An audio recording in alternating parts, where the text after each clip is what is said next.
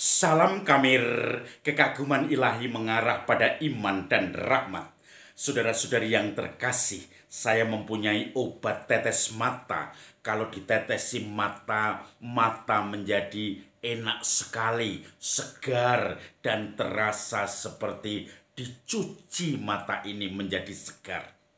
Tapi alangkah baiknya kalau mata ini, karena mata ini akan menilai setiap penglihatan kita, ada rasa macam-macam, rasa mangga, rasa jus stroberi, rasa nanas, atau rasa durian, atau nano-nano. Pasti mata kita pun akan berasa semakin sejuk dengan warna atau dengan taste buah-buahan yang saya sebutkan tadi. Maka mata kita akan menjadi lebih bercahaya. Apalagi kalau mata itu kemudian kita melihat dengan filter seperti ini.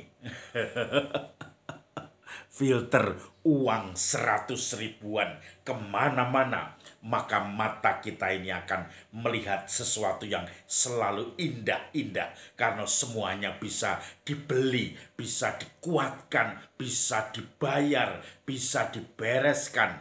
Mata yang penuh dengan kegembiraan duniawi.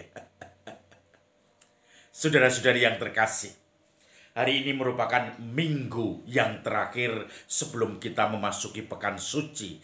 Dan besok Rabu kita sudah menerima Rabu Abu, pantang dan puasa. Kita memasuki bukan pekan suci, bulan puasa, bulan suci, bulan Prapaskah. Maka kita akan mengurangi hal-hal yang seperti ini untuk mencoba merenungkan cinta Tuhan dan sekaligus merenungkan sejauh mana kita bisa mengolah diri kita untuk semakin menanggapi cinta Tuhan itu. Hari ini Yesus mengajar murid-muridnya dengan perumpamaan. Beliau mengatakan begini, kamu akan harus hati-hati karena di situ Yesus mengatakan bahwa buah yang baik itu tidak akan dihasilkan dari pohon yang tidak baik. Dia mengatakan pada awalnya, jangan menghakimi terutama. Dia mengatakan seorang murid tidak akan melebihi gurunya. Kalau murid itu sudah tamat pelajarannya, dia hanya sama dengan gurunya itu. Lalu Yesus mengatakan, kalau kamu menghakimi, kamu bagaimana mungkin seorang buta itu akan menuntun orang buta, karena di situ dia akan jatuh di lubang dan kemudian dua-duanya akan celaka. Tetapi kalau kamu melihat selumbar kalau kamu melihat serpian kecil di mata saudaramu dan kamu tidak melihat balok di matamu sendiri, maka bagaimana mungkin kamu mengatakan, saudara, izinkan aku mengambil selumbar di matamu, mengambil serpian di matamu, tetapi kamu sendiri tidak melihat balok yang besar di matamu sendiri. Bagaimana kamu ingin menolong orang lain?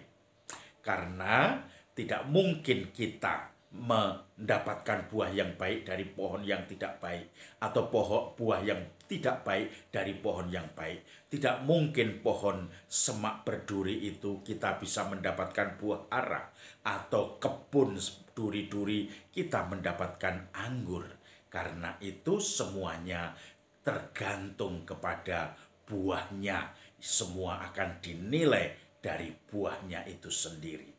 Maka saudara-saudari yang terkasih, janganlah kita mulai menghakimi, tetapi melihat bagaimana diri kita sendiri.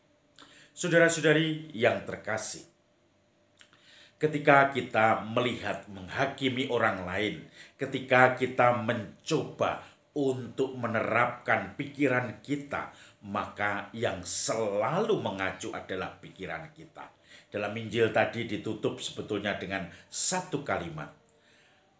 Orang yang baik akan menunjukkan hasil yang baik dari perbendaharaannya yang keluar dari dalam hatinya.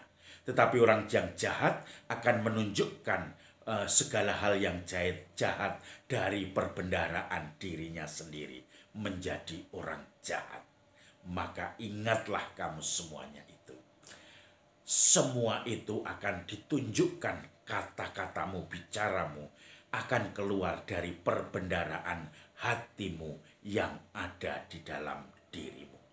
Saudara-saudari yang terkasih, perbendaharaan itu menjadi kita simpan, kita endapkan dalam diri kita, dan itu akan otomatis keluar ketika kita secara spontan menunjukkan tingkah laku kita, karakter kita, menunjukkan segala yang ada dalam diri kita. Maka sebetulnya yang menjadi endapan atau mungkin perbendaharaan itu adalah sebetulnya bawah sadar kita secara psikologi. Apakah itu sungguh-sungguh positif baik atau negatif yang sudah kita simpan dalam hati, sehingga itu akan otomatis keluar. Akan menjadi semacam defense mekanisme kita ketika kita menghadapi kecemasan, ketakutan, kegembiraan, dan semuanya itu terutama kegagalan-kegagalan, kita akan mengeluarkan perbendaharaan kita, asli kita, karakter kita dari situ. Saudara-saudari yang terkasih, saya mempunyai teman.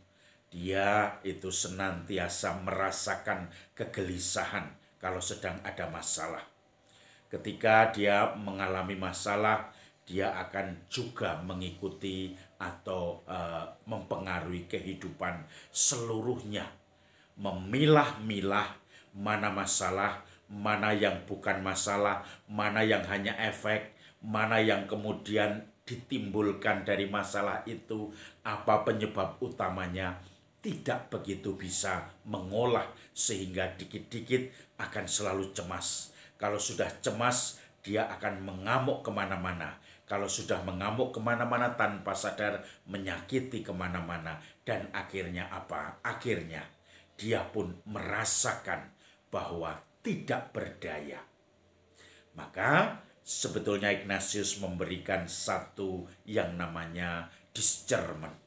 Mencoba memilah-milah, ini masalah apa, penyebabnya apa, ini efeknya apa, ini hanya semacam residu-residu yang ada, sehingga kita bisa mencoba untuk menetralisir kecemasan-kecemasan di dalam diri kita.